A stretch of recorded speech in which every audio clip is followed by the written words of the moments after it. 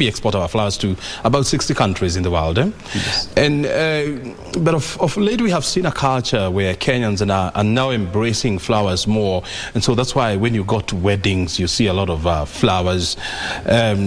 When you attend burials there are flowers, you know, and so this culture is becoming more commonplace. But in the last 4 years the government has cut down on expenditure around flowers. And in any country, the government is the biggest, spender. Has this impacted, earnings from the flower industry?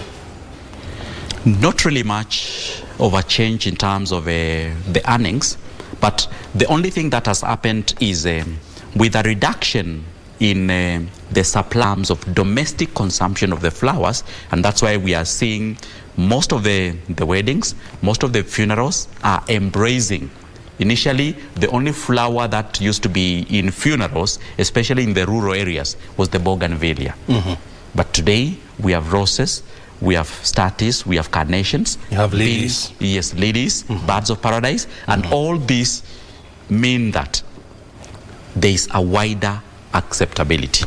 Nevertheless, mm-hmm. to grow this market in terms of expansion, Kenya needs to look at, because the biggest trading partner is in the Netherlands, where we export close to 95% of all the flowers.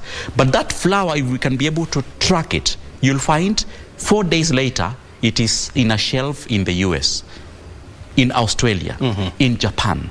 So Kenya can also be able to look at other markets and trade with them directly, not necessarily using Aalsmeer, which is the largest flower auction in the world. Mm-hmm. There are ways in which it can be, but part of the challenge would be if we have to ship flowers to the US, we need to have a direct flight because of the perishability nature. And